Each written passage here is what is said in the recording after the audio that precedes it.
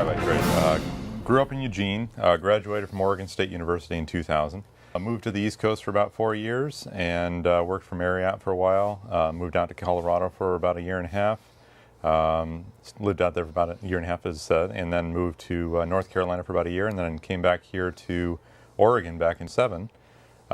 Just doing IT work for the past 14 years, information technology, and I work on computers for a living. Okay. And now I'm running for the U.S. Senate. Okay.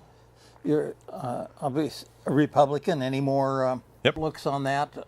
Comments on what you're mostly interested in? Well, I'm a conservative. Okay. I'm a conservative Republican, and kind of more along the lines of like a Tea Party conservative Republican. Okay. I believe in the first part of our country, fiscal responsibility, freedom, and right now, as I see it, our country's on the wrong track, and we need to get back to the path of being a constitutional republic the way we were founded to be. That's right. So. Okay. I'm a lawyer. I live in Portland here and have a sort of a general practice, and I'm running for the 3rd District Congress.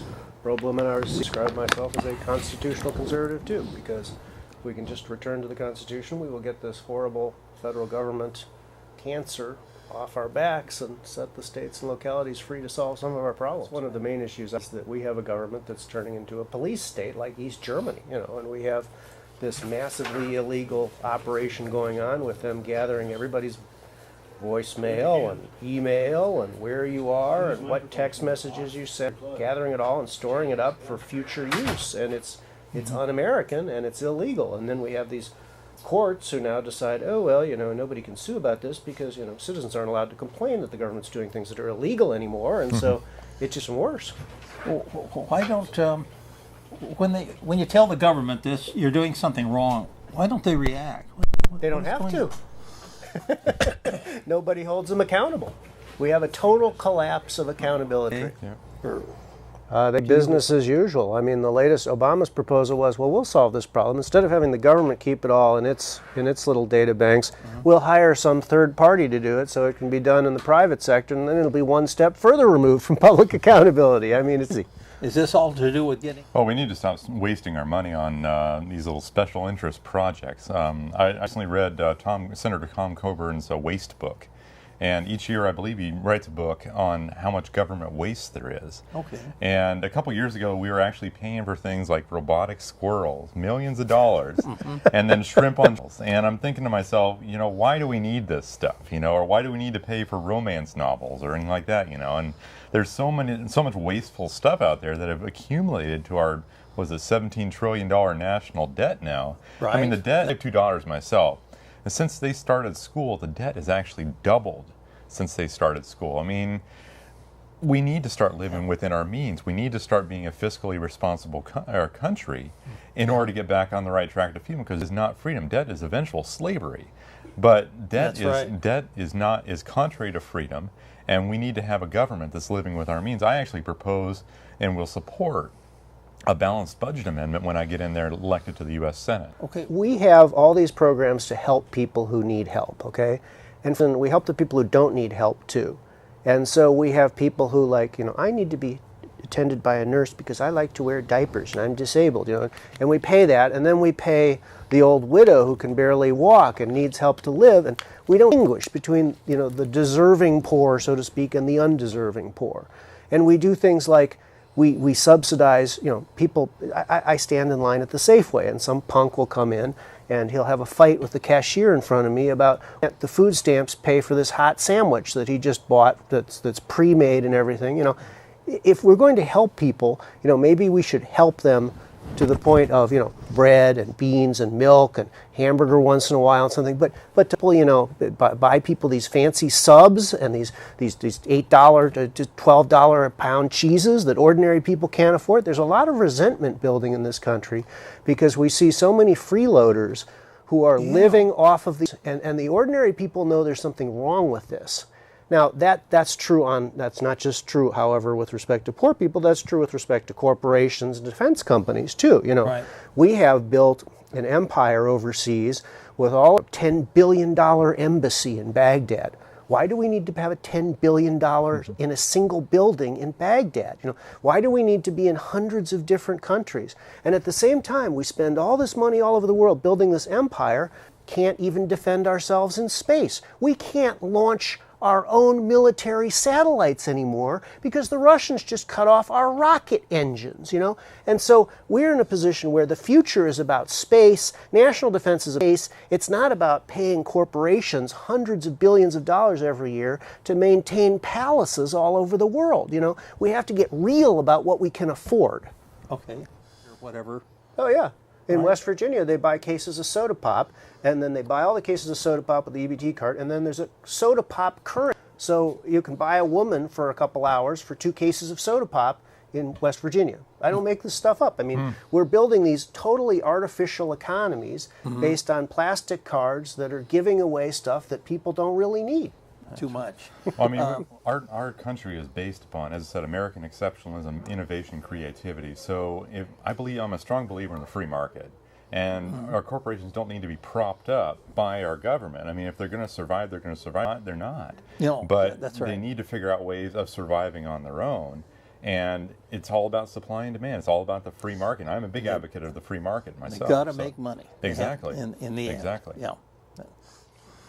We're trying to generate electricity with the fan. Not the fan is not the word. Windmills. The windmills. That is so staggeringly stupid. And I have a feeling that's going to keep going. I was surprised to find out that does affect the weather to some extent. Well, I don't think it affects it. And it kills birds too. Way. Yeah, we're thousands of birds each year. I mean, so you have one liberal group advocating for the windmills, and then you have another liberal group advocating for the animal rights protection, and then basically they're clashing heads here because the windmills are killing the birds, and it's a waste of money. I mean, it should be based on supply and demand, not what I refer to as venture socialism. Right. The waves.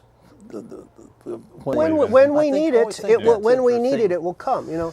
Part of being slowly, it's going to kind of work its way into right. But part of being a conservative is having some faith in human beings to solve their problems without the government telling them to. There was a time when we had a whole lot of horse and buggies, and we had streets full of manure, and it was a great crisis, and then it passed, Then there was gas instead, and someday we'll run out of gas, and there'll be something else, But instead of just letting in, we have these lunatics out there saying, let's just seize massive quantities of capital from the voters and waste it entirely.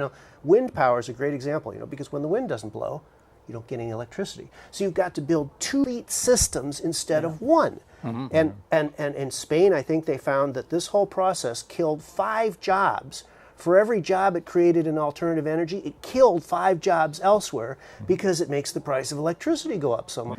And we have a government that is completely out of control and is misallocating capital in every way. Things like light rail and wind.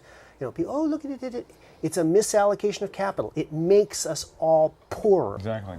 They're basically trying to bring down the top in order to bring up the bottom, and it doesn't work that way in our country. It doesn't work that way because we're built, as I said, on American exceptionalism, on freedom. Well, I actually advocate for full repeal because it's not what our country's about. It's socialism. I mean, we've got to call it duck. Socialized medicine needs to be fully repealed. There's other candidates in the race that are advocating for repeal and replace or repeal and fix. That's not what I'm for. I believe in freedom. And Obamacare, or what my team calls, tongue-in-cheek, Merkley Care, because he voted for it. And basically it's socialism. And as I said, it's not what our country's about. I advocate for full repeal. I stand strong with Ted on that respect. What do you think about Oregon? What was it? Cover Oregon losing $248 million. I think it's up to 300 now. Yeah, 300 now, yeah. I mean, we have another candidate actually. Up. They didn't lose it. They just stuck it in a bunch of people's pockets who are all the ones who are here to solve your problems for you. We're both candidates for federal office, okay? And it's important for people who are voting for candidates for federal office to realize that the federal government was not supposed to be in charge of everything. It wasn't supposed to be the jack of all trades. It was supposed to have a few functions and to do those functions well. Now, we know for dead certainty that the federal government cannot do health care well, okay? That's right. And it's really none of their business at all. Once the federal government gets out of the way, states and localities can experiment and do what they want to do and see. Vermont wants to do a single payer system. Maybe some other state wants to train up a bunch of doctors at public expense and then have them be indentured servants in state medical clinics for 7 years, and like the Cuban model. There's many different things you can do, but we know for sure as federal candidates that the federal government shouldn't have anything to do with it because they screw it up totally. Agreed. I mean, you have these things like the iPad board or what Sarah panels do is death panels. Oh, I don't want someone determining my health care in the future. I'm 37 years old, so I'm a pretty young guy myself. Okay. But the point is, I got a grandmother that's 89, and I don't want them determining when she lives or dies or how well he alive That's right. is. So there's this ancient principle in economics called that which is seen versus that which is unseen, okay? Okay. And the ordinary crappy economist and the average politician says, look, government money, look what you can see how we spend it, look at all these wonderful benefits, okay? But what you don't see is that you took that money away from someone else, and you don't see what they would have done with the money. So light rail is this perfect example of the fallacy in political economics, okay? Shell game, Yeah, because you take this money and you arbitrarily enrich a bunch of people who live along these lines, and you put in this 1890s technology and say, look, I built a train, okay?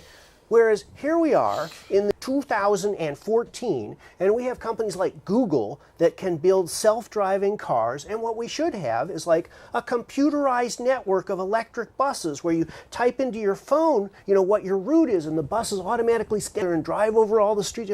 You could do all kinds of things, but instead you have these idiots grabbing all of our money and buying toy trains. It's mind-bendingly aggravating to watch this because you see such a bright future being ripped away from us by, as I said, the greatest capital misallocations in the history of the world. And they don't spend money efficiently either. I was living down in Eugene, and they're trying to put in this bus rapid transit system. I think it's like called MX. Okay. And for 4 miles of this MX line, it was going to cost them upwards of, I think, $100 million or $120 million. Okay. And they had to rip up all the streets, and business owners were complaining because they were going to lose business. I mean, they already saw what happened in Springfield when they did the same thing over there. For example, there was a dry cleaning business that nearly lost her business because this MX line or this bus rapid transit BRT system was going into place. Okay. So they don't know how to spend money efficiently in terms of actually doing projects. As I said, and leave it up to the private sector. If there's a demand for it, there will be a supply for it. I mean, that's just basic economics. Have you ever built a driveway or anything with concrete in it? Yeah. And what would you say if the contractor came to you and said, okay, we're going to put in your driveway, okay, and we're going to cost $1,000 for the concrete, and then you're going to pay me $100,000? For the kickback? You'd look at him and you say, right? Well, down on Highway 20, we've been building these 5 miles of Highway 20 for like 10 years now, and we're spending like $300 million. We're paying hundreds of times the cost of the concrete.